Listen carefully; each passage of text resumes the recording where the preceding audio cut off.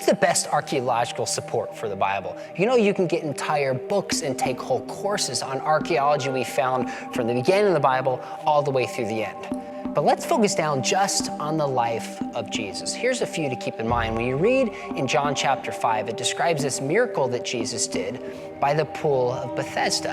And it describes 5 porticos, like colonnade structures. You know, for years, skeptics said this is wrong, it couldn't happen, Jesus couldn't have healed somebody who was there, because this is not how structures were done. But when the town of Bethesda was excavated, guess what they found? They found a structure exactly like Jesus describes. Here's another example. The high priest who oversaw part of the trial against Jesus is named Caiaphas. Do you know we have the bone box of Caiaphas? He's not just a literary figure. He's not a literary fiction. Caiaphas was a real historical person. Another example, Pontius Pilate, who's the Roman governor who oversaw the trial and condemned Jesus to death. People doubted the existence of Pilate for years because all we had was so-called literary evidence. But now we actually have an inscription from Caesarea pointing to Tiberius and the governor Pontius Pilate.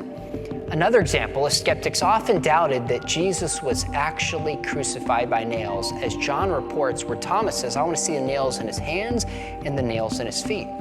Crucified victims we found had all been crucified with a rope.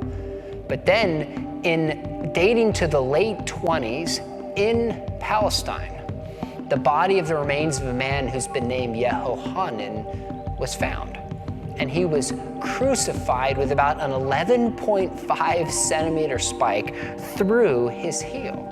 Now, what does that show? That doesn't show that Jesus was crucified, but it shows that the biblical account, written long before the archaeological remains appeared, described the way people were actually crucified at that time.